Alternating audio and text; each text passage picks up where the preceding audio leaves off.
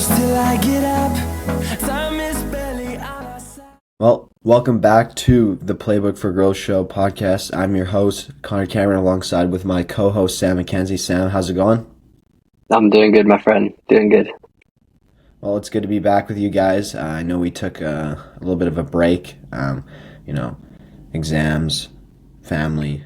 Lots going on. Lots going on. But, we're super excited to be back with you guys, and we're super excited to bring you a very interesting topic today. And as we kind of progress that, we're going to go in a couple different directions, and we want to appeal to all you guys. So we'll see what we can do. But let's just get started here. So obviously, Trump back in the White House very recently. What has it been, a week now? So this is on the second week here, and obviously lots of headlines and executive orders that he's been in charge of here. So if Sam, you want to just talk about a little bit of maybe anything that jumps out of you when it comes to headlines or things you've seen of what he's planning on doing for the American people in this term. Yeah, well, like you said, headlines galore. There's headlines with Trump at a quiet time, right? Never mind when he's coming back into office. So there's certainly been lots to digest. I think when you say stuff that sticks out to me, something that I feel like he's maybe matured isn't the right word, but there appears to be a different approach from him this time compared to when he got in, whatever it was now, 8-9 years ago. Mm-hmm. He's a bit less, a bit less aggressive, a bit less in an all-out attack. He's laid out what he's going to do, what's important to him. But I think maybe since obviously the assassination attempts, I should say, during the campaign, it's almost sobered him up a little bit, and the people have reacted in the right way. I mean, look at the outcome of the election. It was supposed to be close, and in the end, it was pretty one-way traffic. And I've been impressed. And of course, there's a long list of things. I mean, the whole cryptocurrency, the foreign affairs, the tariffs, obviously the border and the immigration is a big one. Yeah. Mm-hmm. Deregulation of the economy. I was reading earlier about the whole Greenland thing, because I don't really know what to make of that. It's interesting. I mean, apparently, Greenland is so resource rich, and I mean, obviously Trump knows that. Why else would he want it? But it's so resource rich that there's basically no bad deal that America could make. Whatever they have to pay, they should do it. Right. But yeah, it's interesting. The Greenland one is definitely one that's stood out to me. But you can tell what he's prioritizing. He's gone right in on the immigration. But I'm excited to see how he handles Ukraine and Russia. I mean, goodness, that's been. I mean, we had barely met each other when that first happened, and it's still going. And you feel like it needs to reach a conclusion. So I'm interested to see what happens there. But there's certainly lots to watch out for, and I think it's a very exciting time. And I'm very hopeful, as we'll get into, for not only America's future, but really the wider West as well, and even here in Britain where I am. Well, I think you touched on a couple good points. Well, obviously, we wanted a kind of a good outcome for American people. They wanted an outcome where they felt like they were Americans again, where their identity was kind of stripped away from them in the back half of Biden's America First 2 years. America First was kind of stripped away, and they lost their sense of who they were. And I think other countries have done that as well and followed suit. I know Canada has done the same thing. It doesn't feel like Canada anymore, with Justin Trudeau being there for 10 years, and that's a long time to be able to run. And so now he's finally stepped down, which is a lot of good news for a lot of good people. But anyway, as like you said, the outcome of election, like you win 9 swing states, and you win the popular vote by millions.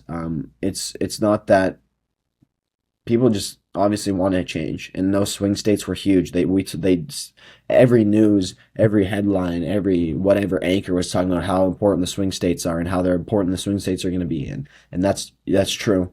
And he came out and won all of them. And so that was kind of for me a statement in its own, saying that, hey, like I'm I'm not the same Donald Trump that I was when I ran in 2016. Um, and I also think that he's more prepared. He was more prepared this time. He has a lot of good people around him that he appointed, that he knows, that he trusts, versus when he was running against Hillary. I think on Joe Rogan, it said, It's a fire alarm drill on I my think on end Joe here. Rogan he said, Sorry. I think on Joe Rogan he said about Trump when Trump was on there that in 2016 they weren't prepared to win. I think there's a segment in there about Trump told Joe that they weren't prepared to win. So Even he was he surprised had he won. right, he was surprised. So he had no cabinet, he had no like nothing, he had no one, and so that kind of caught him off guard. So then of course people are telling him, hey, pick this person, and they ended up doing a terrible job which allowed him to fire him. And then all you see is, oh, Trump fired me, and all these books come out about how blah blah blah. Um, but I do like the trend. I think there is going to be a good trend. I mean, I hope the American people. I mean, obviously they know what what Trump can do and what he has done, and I think that he's maybe like you said, matured. Maybe isn't the right word, but he's prepared. Let's say this term, it could be a better term than before too. Yeah, that was. I think you make a great point about the preparedness, because you're right. He wasn't even ready himself, and it threw him off guard. Hillary was 75% to win at one point in 2016. So yeah, this time there was certainly a different feeling. And I mean, I don't want to undermine. I don't want to bash Kamala Harris, but I don't think that Trump was overly fearful of her. I mean, barring when they were on stage, you could see that she kind of got under his skin a little bit. But Trump's always had that about him, right? Yeah, He's got very thick skin and very thin skin at the same time. So he does allow little comments to get under his skin. But I think that obviously and we're not here to overly analyze what they did, but the way that the Democrats went about the whole Joe Biden fiasco, and then the decision to replace him a number of weeks out with Kamala Harris, who hadn't performed well at all at the primaries in 2020 or 2019 perhaps. But yeah, like looking at that, it's obviously I don't think Trump or anyone really at the minute has great amounts of respect. I mean, you've seen prominent figures like Stephen A. Smith come out and say, like, I regret my vote. yeah, And so it played into Trump's hands, that the Democrats are in the mess that they're in, but he totally took advantage. And like I say, like the American people responded to it. It was very clear what they wanted, the outcome that they wanted. There was no debate to be had. As you said, he totally swept the swing yeah, states. yeah, And yeah, he is. He's ready, and exactly, it's so different. The people around him. I mean, where do you even start, right? Elon Musk. yeah. Um, some of these guys, and RFK, even RFK and Halsey, Zucker. Yes, absolutely, and yeah, Zuckerberg and all these, Bezos showing up to the election when they used to be anti-Trump. They now realize that, um, getting on his good side is the way forward for them. And so, yeah, yeah, there's been a total shift. I would say the Republicans are now in a stronger position than they were as well the first time that Trump was in, and it's definitely got the potential to massive transformational 4 years for America, coming back towards what some of the American values are, which we'll get into. But yeah, sorry for the fire drill um, overtaking me. It'll be off in a sec. yeah. I totally agree. I think that the direction is definitely headed and positively. I think that I think that you know Americans, the average American, can't afford housing, inflation's so high, the national debt is just increasing day by day, minute by minute, and like printing money and all this stuff is just borders, and all this stuff is just like it's just The wars, American people are just not having it. And like real, like true American people that don't say, "Oh, if Trump wins, I'm leaving the country." Like, well, Like you're no good to us anyway, so then leave. Like this is a poor argument. Um, but like even last night, Dana White on Instagram posted a clip of some National Guard officers arresting a couple illegal. I don't know what the right term is. Aliens. That's what they seem to say. Yes. In Denver, and I think they had 30,000 pounds of coke, fentanyl, heroin, like a bunch of drugs, guns, and those are the type of people that are in our American communities, and there's no place for those. And those people that have criminal records that are bringing that type of stuff into America, which is killing people. Um, but I just want to talk about some executive orders that Trump, put in. We can break them down here. So the first one, restoring freedom of speech and ending federal censorship. I think this is a huge one. I think that we lost a lot of freedom of speech, and a lot of censorship was put in place the last 4 years. I mean, you can talk about it from your end, but it seemed like you had to be very, very careful of what you said about anything in general, but specifically around the election. It was a lot of hate comments towards the Democrats, or maybe just facts that the Democrats aren't willing to admit, or to yeah, that's true. Yeah. Kind of getting censored. Yeah, I think there's no greater representation of this than Zuckerberg announcing that Facebook and their Meta, Instagram, they're going to remove the fact checking and turn to Elon Musk's model, which represents everything that Trump is over on X or Twitter, with the community notes, as opposed to the fact checking where Zuckerberg said himself, admitted that a lot of the a fair share of the content that has been removed was wrongfully removed over the last however many years on Facebook and things like that. And so him being the face of it, the backtrack, back towards free speech and away from censorship. Like you say, it's a fundamental American value, and it's important.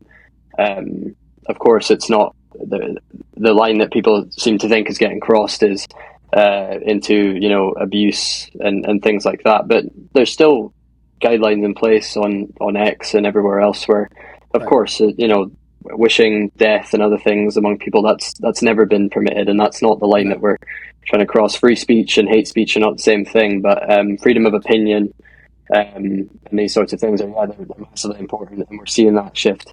And as many might be aware of here in the UK, I will say that Sir Keir Starmer, the Labour Prime Minister who came in to power last July after 14 years of the Conservative government, Labour finally back, and he's had a lot on his plate. But one thing that he's taken a lot of criticism for is the jailing of people over comments made on social media.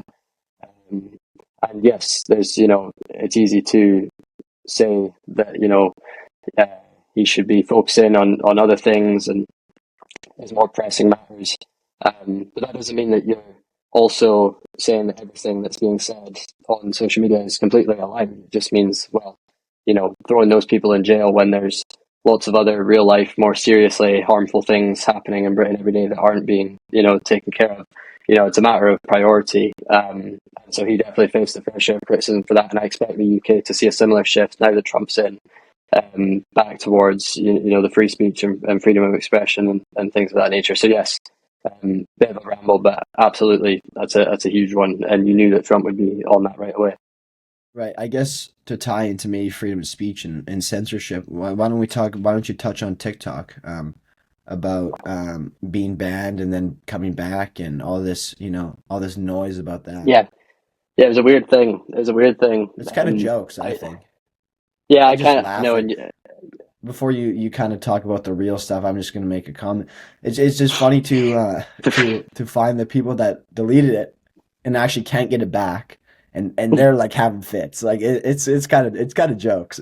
It's like TikTok controls their lives, and they're like, oh my Well, gosh, I deleted TikTok. Oh my gosh, yeah, my drafts are gone. Oh, it's like, all right, like move on I with your think life. you Like, can come tell on. which one of us likes TikTok more than the other. But no, I was definitely worried. I was like, look, there's some people that, and at times I've certainly spent more hours than I should have on TikTok in the past. I'm under control at the minute. I have it downloaded. I tend to delete it during the week. Um, but I'm like, this could be seriously detrimental. Like almost half of Americans use it, and so we know, even in Canada, right? Like some people are certainly more than addicted, and I was like, this could like what are people gonna do? Um, and yeah, the Yeah. 12 hours or wherever it was gone um, was too much for some people. But yeah, no, that whole ordeal was fascinating. I'm like, it's it's because China uh, owns it, and it's because of the information being shared with China. But I don't know.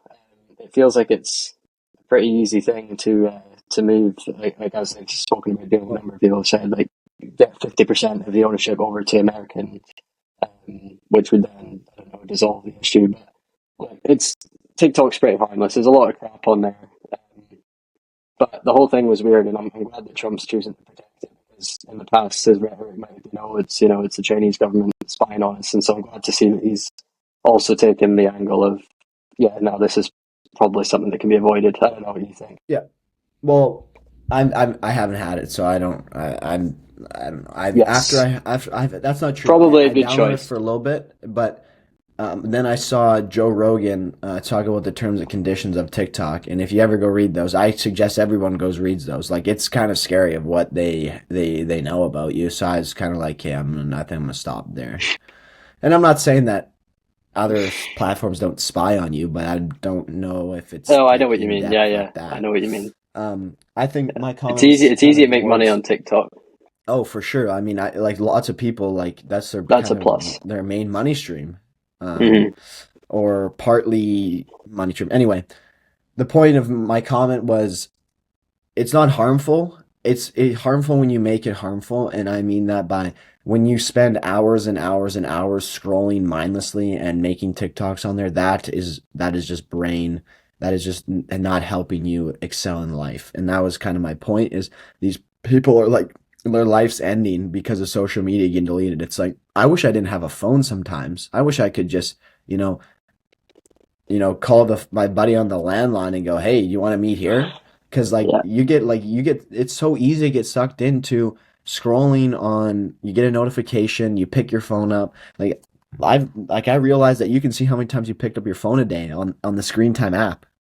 And like I think a lot of people would be surprised how many times you pick up their phone because most of the yeah. time, I'm every time you get a disgusted by even my notification, own number. Yeah, right? Anytime you get a notification, you pick up your phone.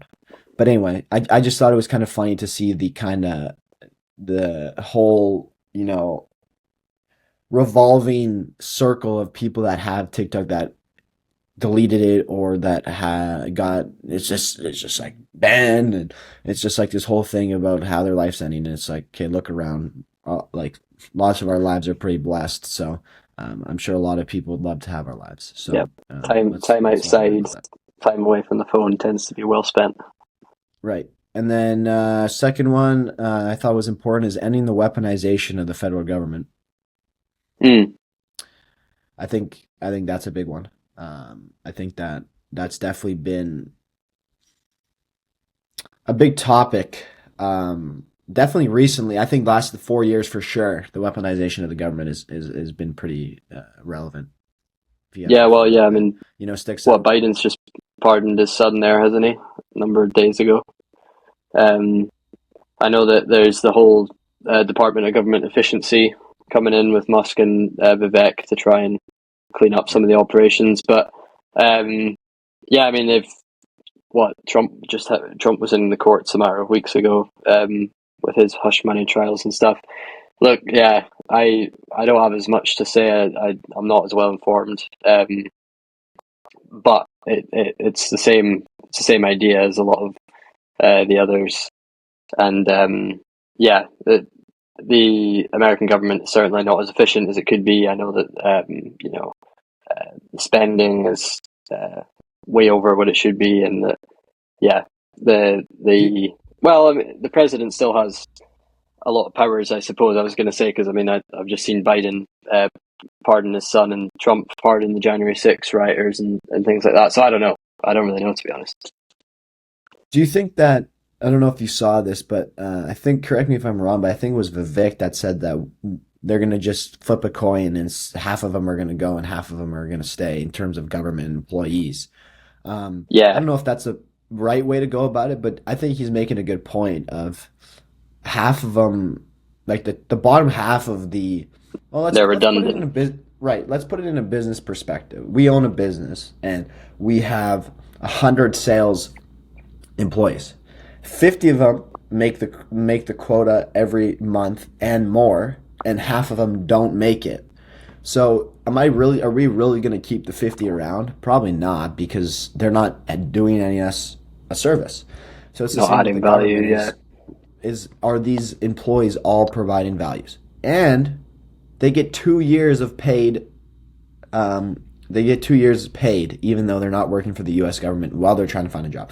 So if you cannot find a job in 2 years as a government official, like while getting paid, then I think that Vivek makes a very good point of they should be gone.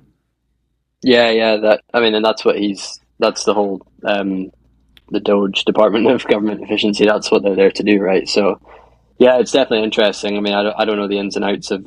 I couldn't even tell you what a government official or government employee does throughout their day. Like I couldn't tell you. Exactly. But I can't imagine that there's as many people employed as necessary. There is probably a lot of redundancy and things of that nature. So yeah, it's good. It's more good stuff, and it's not taking away jobs from Americans and No. giving them to like Immigrants. immigrants. That's not what's happening there at all.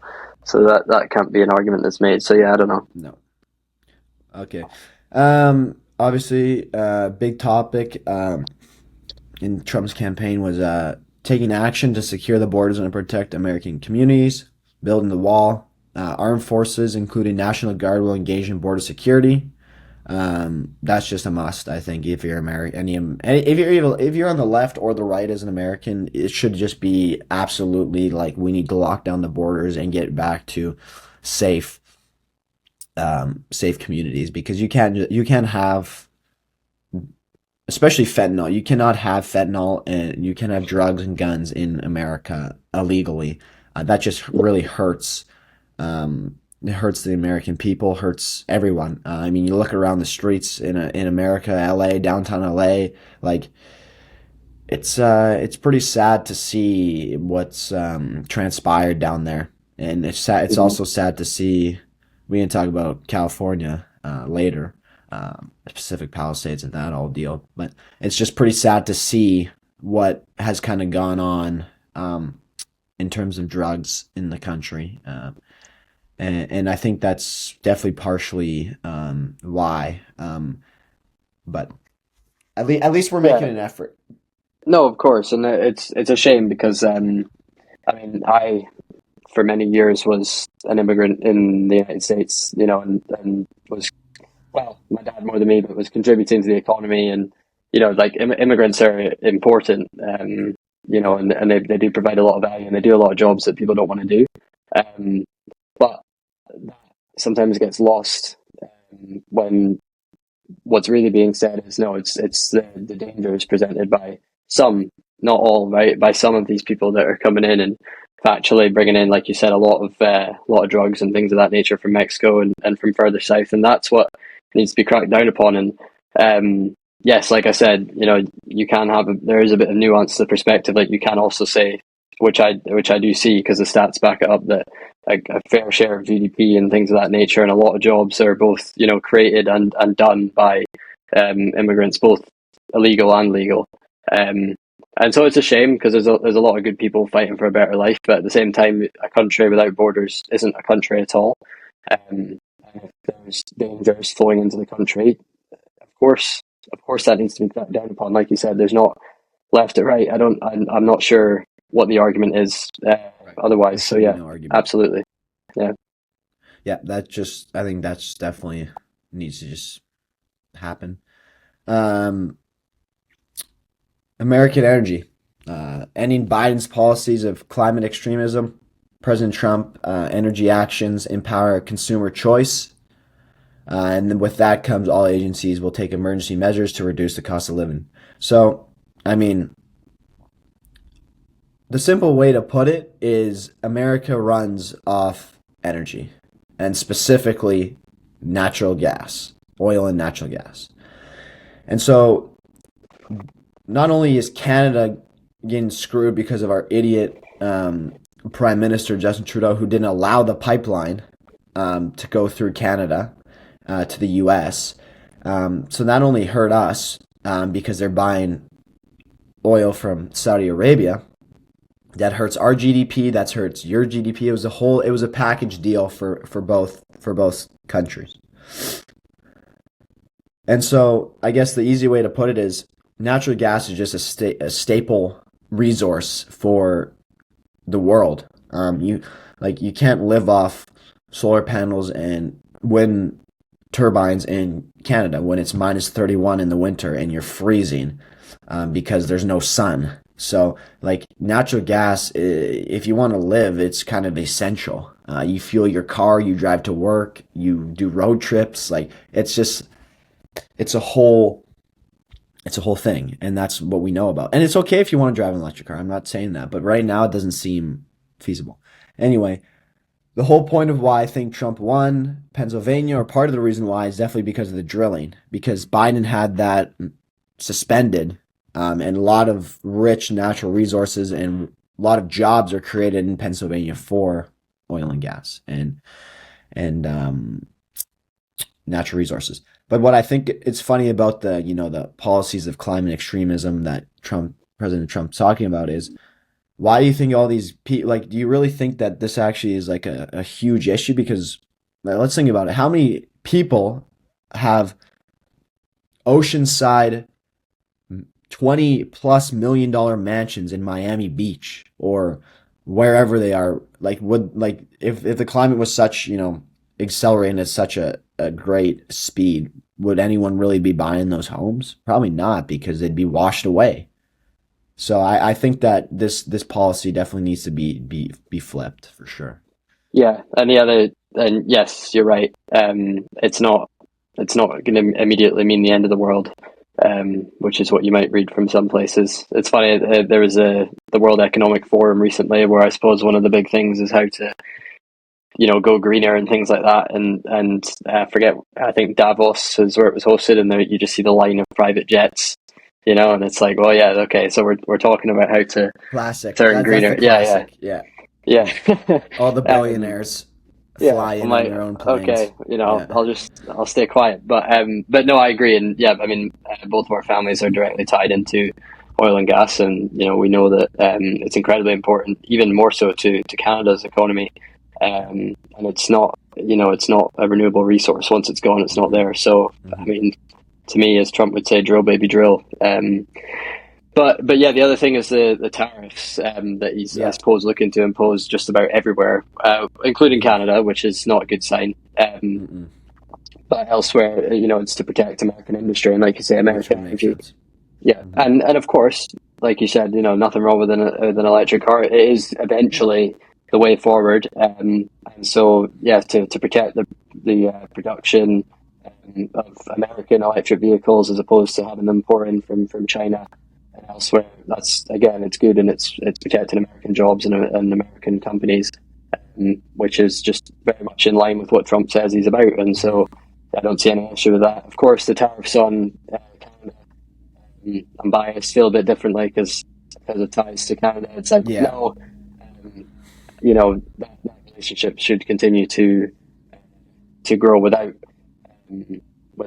tariffs and things of that nature, levies on goods coming in from Canada, because I know Trump wants it to be the 51st state, but Canada and the United States are very closely tied, and with the free trade agreement and things of that nature, I don't think the tariffs necessarily need to come in from Canada, because relations are already so tight and we're connected by land, as opposed to, yes, tariffs on places across the world where it's just pouring in from China, that's taken away from America's economy in ways that Yep. Canada probably isn't. So yeah, Hmm. Yep. Totally agree there. I think that drilling is important and it's a staple for American people as of right and now. Canadians, yeah. And Canadians. Yeah. The world. I'm just gonna say the world. It's a staple for the world. Um, it's just a resource that the world needs as of right now, and we'll probably need it for a while. So as technology continues to develop, and we head that way, I'm not against it, of course. I'm just simply saying that it makes sense to be um, natural, use natural resources. Um, like we just talked about, America First policy, the trading, the tariffs, what that direction will look like, how we're going to go in there. State Department, America First foreign policy. So that ties into, the trade policy of, like we said, tariffs and how it's all going to shake out. We'll see what direction he decides to go in. I think that it'd be pretty beneficial to kind of keep the Canadian trade clause in there. I think for both America and Canada, because well, like as soon as you kind of impose tariffs on Canada, it's like, well, we don't want American goods either, right? So then it's just like a whole war of like, oh, 99% tax on It's an tariffs. unnecessary. Correct. And hopefully, maybe Totally. we'll talk about him shortly. But I think I would assume that Mr. Trump's relationship with Mr. Pierre, Hmm. if and when he gets into office, is Hmm. probably going to be stronger than it has been with the Liberals and Yeah. with Trudeau. So we'll see. Well, yeah. I mean, Trudeau is not. He was not made to be the leader of a country. I mean, you look at his background. It says a lot about who he is. And we will leave that there. Um, let's talk about. Yeah, this is a big one for me. I think maybe not for me, but just a big one in general. Trump will establish male and female as biological reality and protect women from radical gender ideology. Yeah, I mean, I'll keep it toned down because there's you could I just think the fact that this is a talking point tells us a lot about where we are in the world. Okay. Um, and yeah, pretty godless society. It's a shame, but I suppose it's still to be celebrated that he said that. But I just can't believe he even has to, and I'll leave it. Yeah, I wouldn't say I'll leave I'm. it. Yeah, it's just a point that is of interest of a lot of people. And yeah, you hit it on the head there. So we'll leave it there. And then this is a big one too. we do This is a we big one don't for have me. to, but we probably Yeah, should. yeah. We'll leave it there. You guys can infer. Global health policy. What will this look like? What will this look like with RFK? Look at the differences between him and past. Big step. Thoughts? He's Yes, big. He's a big. yeah. He's a big guy. Fit I guy. mean, I think I'll Perfect. just let me just look at him and then look at the other health ministers and be like, yeah, I think This I'll is take the probably a Jack, good representation, and this is yeah, not. probably the Jack dude in his 60s. Yeah. But no, my mom's actually one that's a big fan of him, and I think he's great. Me He too. takes a lot of stick for the whole Mm, oh he's an anti-vaxxer and those sorts of things. But I'm like this is not what he's here to do.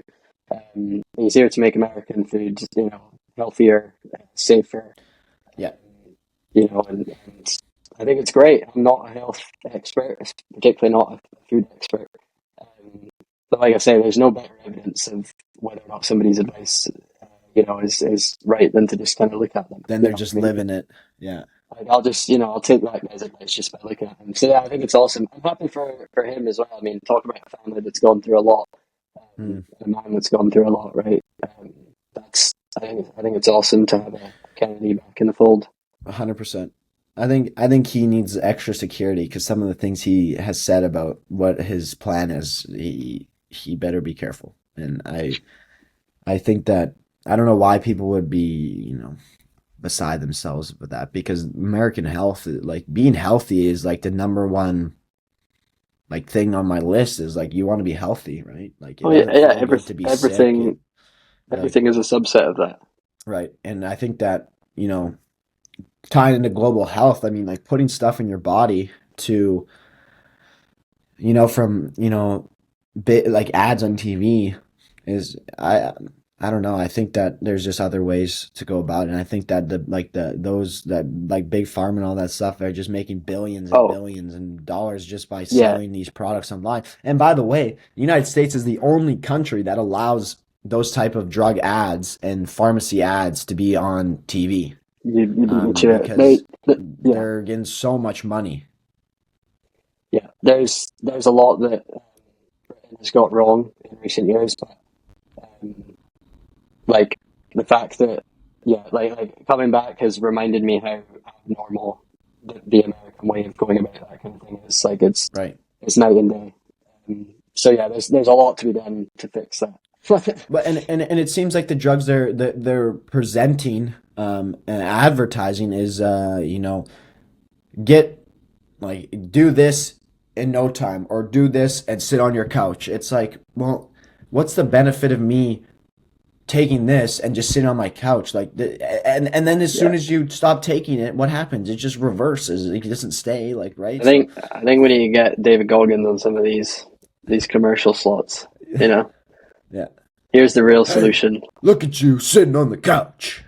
Get up. Literally, it's like I'm pretty sure the math in my head is like you're burning more calories in the gym than you are sitting down. But I mean, and it's probably healthier for you to just eat the right foods and eat the right amount of calories than to Let's just start take there.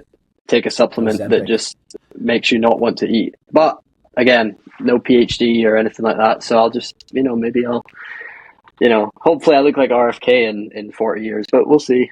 I'll Well, just if we keep doing what we're doing, I don't think that'll be a problem.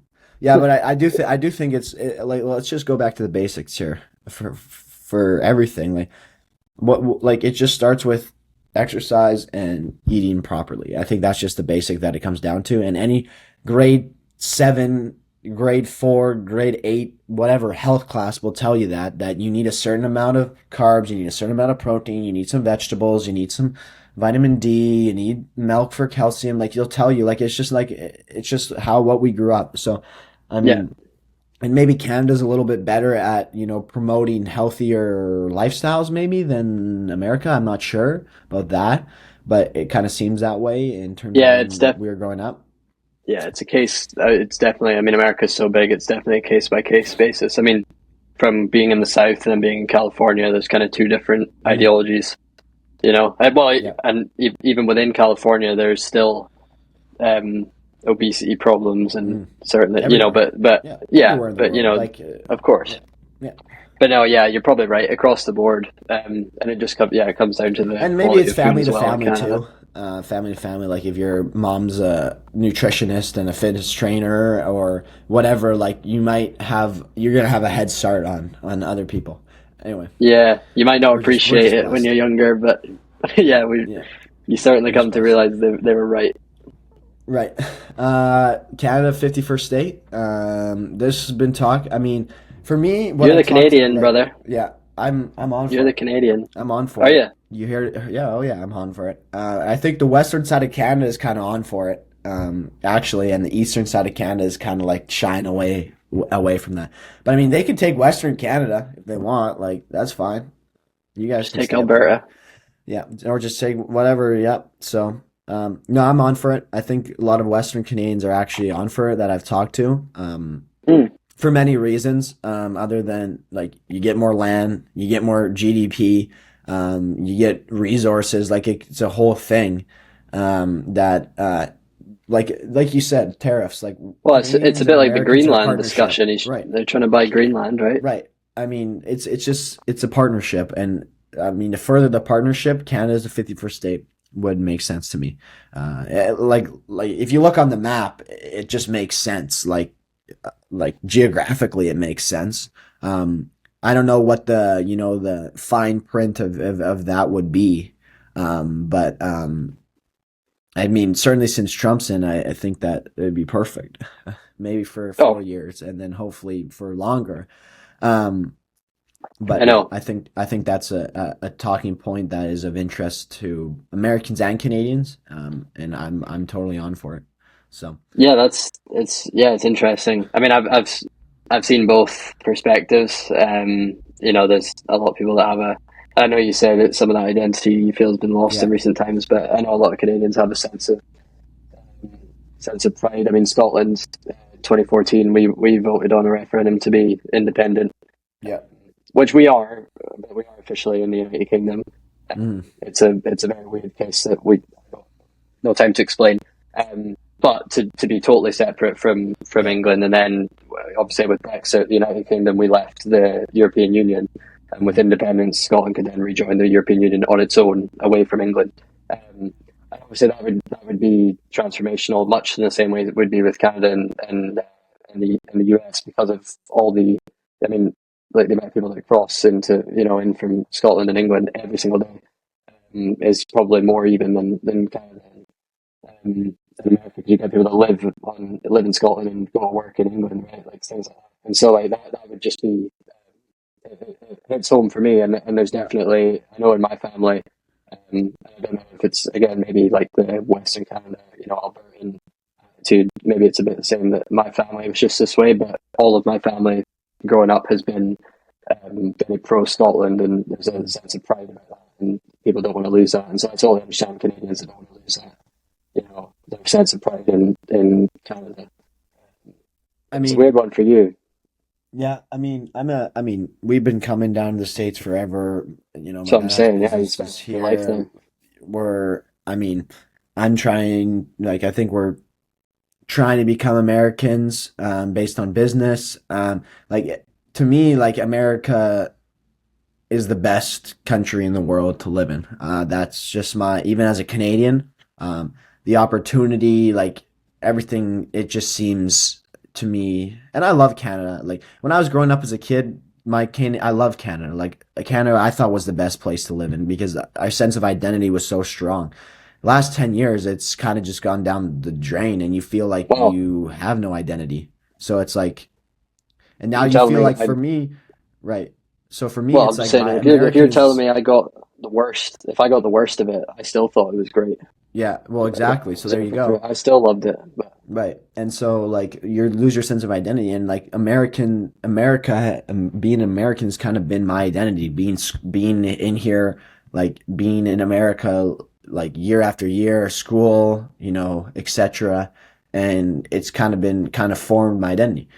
Now that like maybe it'll turn, but and I think it's a concept that actually should be really discussed between the new prime minister of Canada and the president, and actually come to a decision, that makes sense, both physically, psychologically, everything that makes sense, for both parties. So that's what I would say. But yeah, no, 100%. Trudeau steps down. Um, Hopefully, we'll have a good replacement. I think that it'll be Pierre. Meaning he's leading in the polls 44%. He's on for free market, freedom to build a business, inflation tax, lowering inflation taxes, lowering all these carbon taxes, Immigration and getting again. rid of, yeah, out of control government spending. So a lot of promises from him. And his platform has been really vocal and strong through the years that Trudeau's kind of been radical. So I think he's been building a very strong platform, for the Conservative Party, and him being the leader, for many years. And hopefully we'll see him prosper and, take the control of the Parliament.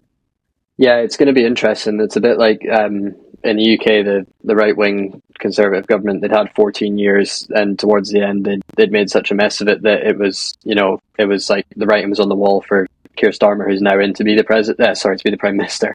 Yeah, And it's kind of the same with Pierre. It's like he's going to walk into the job because the Liberals are in such a poor state, and their yeah. approval rating is absolutely tanked. And so now Mm. it's like, okay, not that you didn't earn it, but you're here kind of You by got to do default. Now something what with it. now what are you Yeah. going to do with it? And so it'll be Mm. interesting. But I like him. I mean, not acting like I've met him, but I think he comes across well. I like the fact that he's not too old, because that's certainly a talking point. He seems really sharp. He seems on it, and yeah, it's exciting, and he's going to be in charge of such a great country. So it's really exciting, and I'm sure we'll have lots to say in the lead up and after that election. And I think you're right. I think it's inevitable that he's going to be in office. I can't see any other outcome. Yeah, more to come on that when we get closer to that. But last point here before we sign off here is just talk about losing American identity. Let's talk like California. I mean, you gotta just be disappointed and beside yourselves when you see Pacific Palisades burn down. Yeah, it's horrible. Burn down like that. I have buddies that live there. It's a tragic, a very tragic event that has gone on and is still going on. So definitely pray for families that are affected, and pray for California in general, especially like LA and LA County, etc.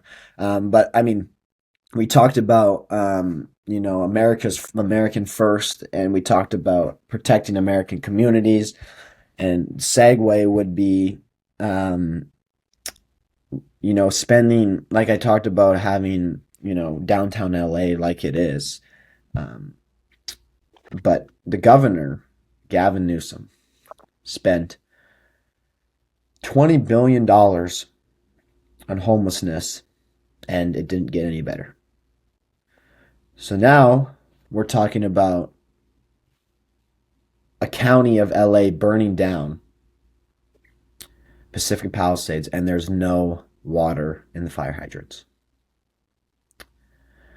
Let's just let that sink in for a second and think about what's just gone on. That's like $1 million per person in downtown LA. That makes up 20 billion or something like that. And it didn't get any better. And then you have you're supposed to be for America. You're supposed to be, for the American people, for the Californians. And there's no water in the fire hydrants, and their houses are burning down, left, right, and center, all gone. That's very sad. And not to mention, the property taxes in Pacific Palisades are 6 figures, and there's no water. Mm-hmm. So you're paying property tax to the government, and you have no water in your fire hydrants to fight these fires. So yeah, and they can't get them insured anyway, because they know the fires are coming, so it's hard to get insurance. Right. Yeah, the whole thing's a shame. It's very sad. So I thought I'd circle back to that for the America's being America first, being pro-America. Having people around you that are loyal and trustworthy, and that are doing the right thing, and that that they're putting their best foot forward for the American people, and that's just a very sad occurrence that happened. I mean, you lose your homes, it's very sad. So yeah. Completely. It's just simple things like, taking the time and doing your rounds to, clean up, dead brush, and do like the very simple things, like get back to the basics, make sure, everything. Like, this is what I don't get, is cutting these federal budgets of, firefighters, EMS, police officers. It's like, we need those people, like American, like those people are the best. Like, they do things that we would never ever do. Should take some of our budget, since my alarm goes off every 5 minutes, as we've heard today. Exactly. Yeah, I know. But anyway, just I'd say that, and give a kind of word to those families and people have been affected out there. But nevertheless, we appreciate you guys listening, tuning in. For sure, subscribe, drop a like, comment, anything you'd like to see in the future. We're going to really try to be consistent here in 2025. Good to be back. Even when we get busy, we're going to try to be consistent. It's very good to be back. We thought we'd bring you a packed one to start us off. And we're just so blessed and thankful to be here and for you guys to listen. So enjoy the rest of your guys' day, and we'll see you in the next episode.